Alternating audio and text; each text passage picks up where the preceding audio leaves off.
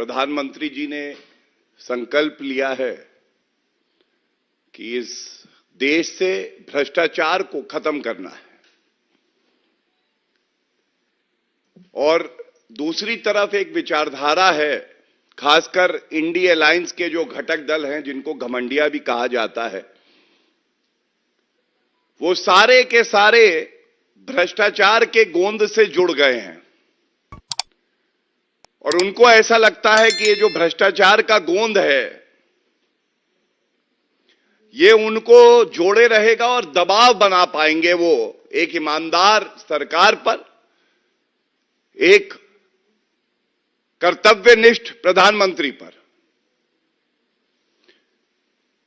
लेकिन जनता ये कह रही है, जिसने भ्रष्टाचारियों की राजनीतिक कब्र है खोदी, उस ईमानदार प्रधानमंत्री का नाम है श्री नरेंद्र मोदी। हम सब जानते हैं कि अब एंटी हिंदुओं को गाली दो, सनातन को गाली दो, मोदी जी के लिए अपशब्द कहो, मोदी जी को जेल पहुंचा देंगे। अब दो भ्रष्टाचारी पार्टियां, जो वंशवादी तो हैं ही, लेकिन साथ में वो भ्रष्टाचारी भी बहुत हैं। और हम सब जानते हैं कि भ्रष्टाचार की जननी कोई पार्टी है तो वो कांग्रेस पार्टी है। लेकिन कांग्रेस पार्टी का जो भ्रष्टाचार है, अब उसकी फोटोस्टैट कॉपी भी निकली है। ये जो फोटोस्टैट कॉपी निकल रही हैं, ये एक और भ्रष्टाचारी पार्टी डीएमके, और आज बताया जा रहा है कि एक मंच पे आएंगे तो आपको वंशवाद टपकता दिखाई देगा, भ्रष्टाचार टपकता दिखाई देगा, और क्षेत्रीय आधार पे कैसे भारत को बांटना है ये टपकता हुआ दिखाई देगा। यहां कहना अति आवश्यक है कि आदरणीय प्रधानमंत्री श्री नरेंद्र मोदी जी ने जांच एजेंसियों को खुली छूट दी है, स्वतंत्र रूप से वो अपना कार्य कर रही हैं, और भ्रष्टाचारी एक एक करके जेल की सलाखों के पीछे जा रहे हैं। और मैं विस्तृत वर्णन भी करूंगा किस तरह से न्यायालय से भी उनको राहत नहीं मिल रही। भ्रष्टाचार पे सख्त कार्रवाई से भारत की जनता बेहद खुश है, और वो कह रही है आगे आगे देखो होता है क्या। जनता खुश है और कह रही है आगे आगे देखो होता है क्या। ये मोदी जी की ईमानदारी है, कोई भ्रष्टाचारी, कमीशन खोर, कट्टर बेईमान बचने नहीं वाला है। और ये जो भ्रष्टाचारी हैं वो कह रहे हैं हाय हाय मार डाला, ये क्या कर डाला, आगे क्या होगा किसी को नहीं पता है। तो जब ये बात मैं उठाता हूं तो ये कहना गलत नहीं होगा कि एनडीए और भाजपा 2024 के लोकसभा चुनाव में चुस्त भी है, दुरुस्त भी है, आश्वस्त भी है। 370 प्लस भाजपा की आएंगी, 400 प्लस एनडीए की आएंगी। और दूसरी तरफ भ्रष्टाचारी इंडी अलायंस घबराया भी है, बौखलाया भी है, डरा भी हुआ है, थरथर भी कांप रहा है। ये जो तमिलनाडु में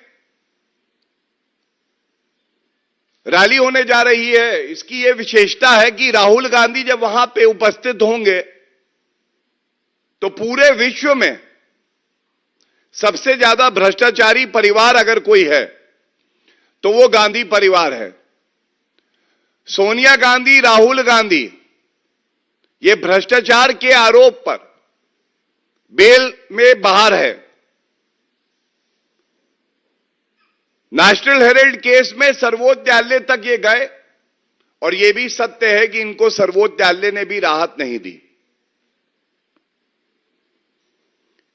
इसी तरह से डीएमके की अगर बात करें, एक नया प्रचलन है, जेल से सरकार चलाएंगे, चाहे वो दिल्ली के मुख्यमंत्री अरविंद केजरीवाल हों। और इसी तरह से डीएमके के मंत्री हैं सेंथिल बालाजी। मैं आपको 3 तिथियां इंगित करता हूं, ये बड़ी महत्वपूर्ण है। ये जो मंत्री हैं 14 जून 2023 को गिरफ्तार होते हैं। पीएमएलए का मामला है।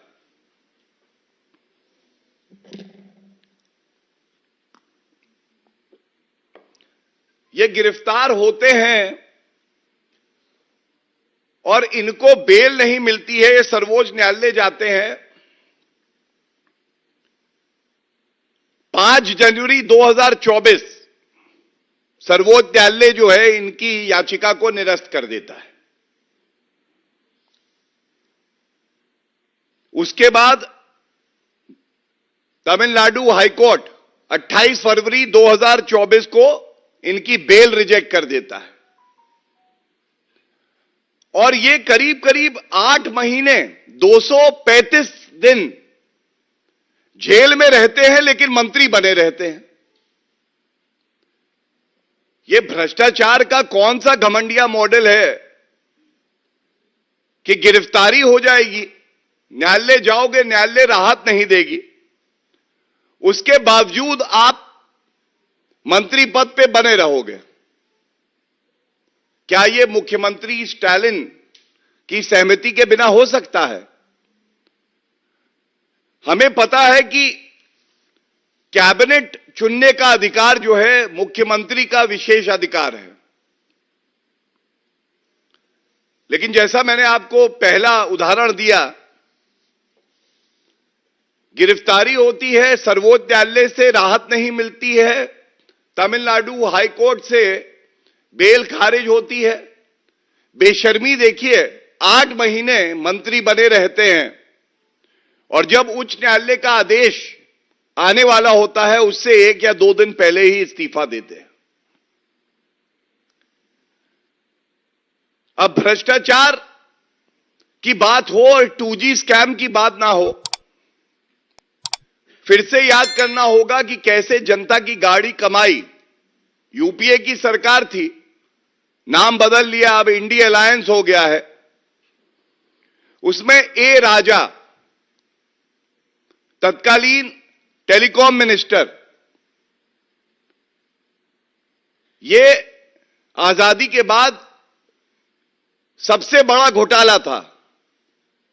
फिर कोलगेट घोटाला आया, लेकिन 2G घोटाले में सर्वोच्च न्यायालय ने 122 लाइसेंस 2G स्पेक्ट्रम के रद्द किए। 122 लाइसेंस 2G स्पेक्ट्रम के रद्द किए। क्यों? देश के जो संसाधन हैं उनके साथ छेड़छाड़ करके भाई भतीजावाद किया जा रहा था और वो फैसला आज भी अडिग है, वो फैसला कहीं गया नहीं है। इसलिए अगर कांग्रेस पार्टी, डीएमके या तमाम इंडी घटक दल ये कहते हैं कि भाई कन्विक्शन का क्या हुआ है किसी एक व्यक्ति का, तो उनको पहले यह बताने की आवश्यकता है 122 लाइसेंस जो आपने दिए थे उस फैसले को सर्वोच्च न्यायालय ने रद्द किया था और भ्रष्टाचार के प्रमाण पाए थे। और उसके अलावा जो उच्च न्यायालय है वहां पे अपील पेंडिंग है और जो जांच एजेंसी है वो अपना काम कर रही है। हमें यकीन है कि कन्विक्शन भी होंगे और जिसने छेड़छाड़ करी है फाइलों के साथ, जनता को लूटा है, वो दोष साबित भी होगा। तीसरा घोटाला जो सैंड स्मगलिंग होती है, ये बात हमारी पार्टी के वरिष्ठ नेताओं ने भी उठाई है और जनता इससे त्रस्त है। 4600 करोड़ रुपए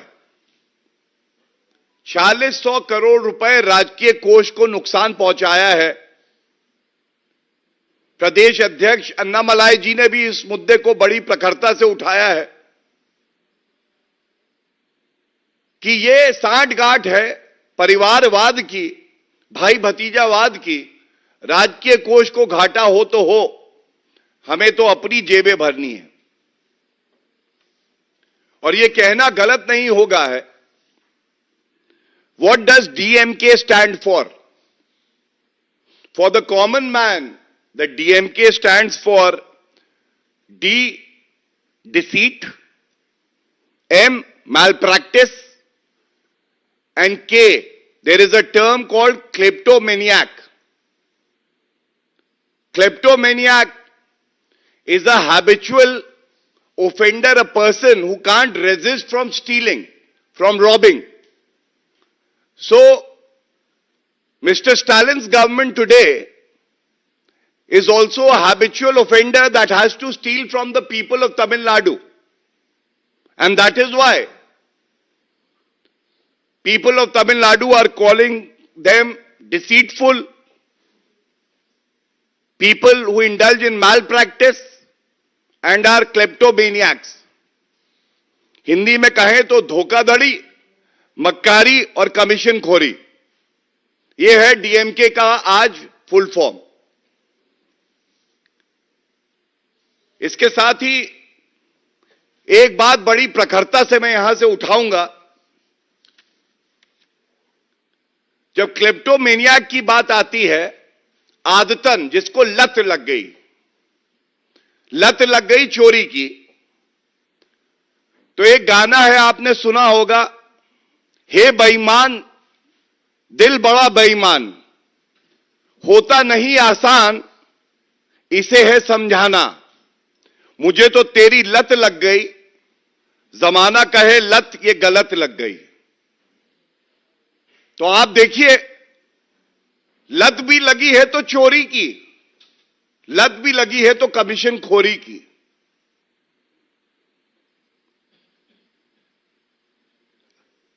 There are two more points that I wish to raise from this platform. Under the leadership of Shri Narendra Modi ji,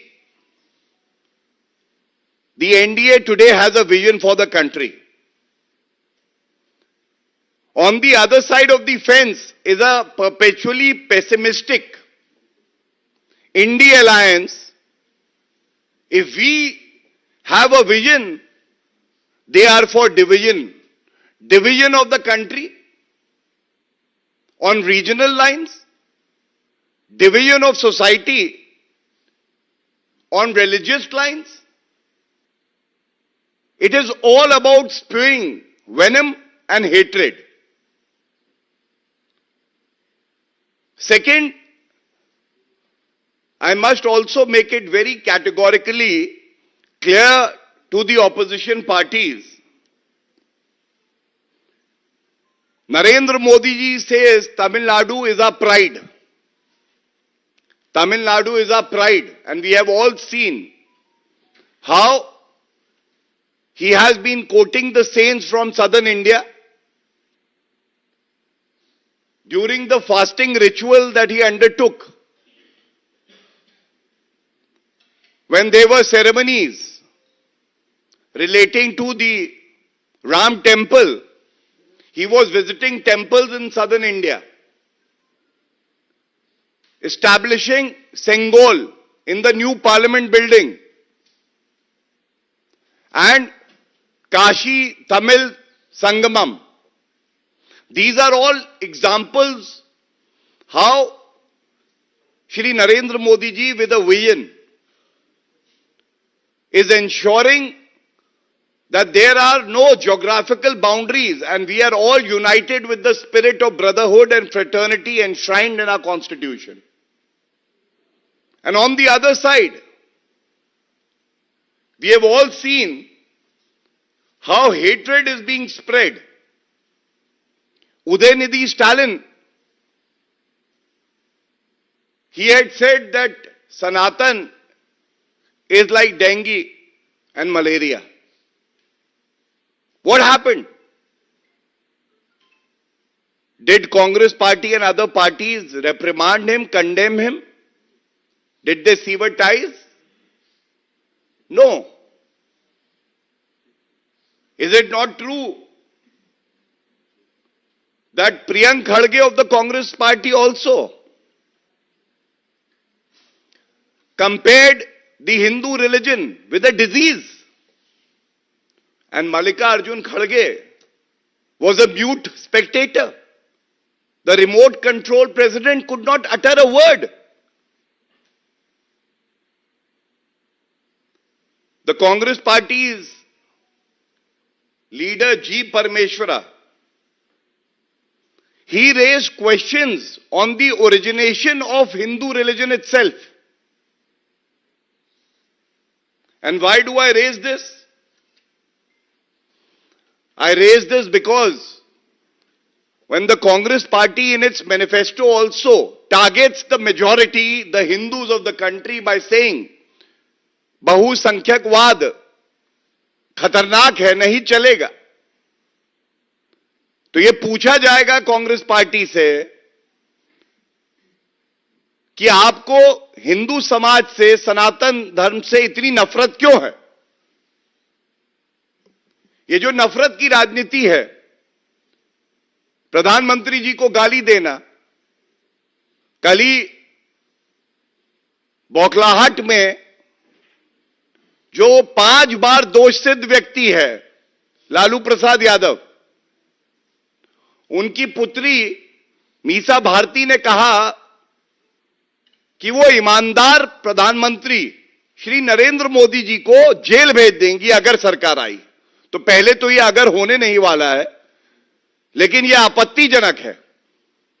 आपत्तिजनक इसलिए है कि नरेंद्र मोदी जी 22 साल संवैधानिक पद पे रहे हैं, 12 साल मुख्यमंत्री, 10 साल देश के प्रधानमंत्री, और जनता उनको अपना अभिभावक मानती है, पूजनीय मानती है।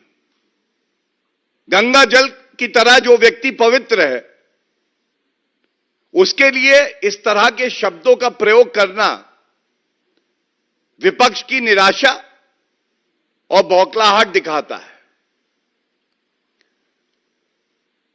मैं इतना ही कहूंगा कि जब जून में लोकसभा चुनाव के परिणाम आएंगे,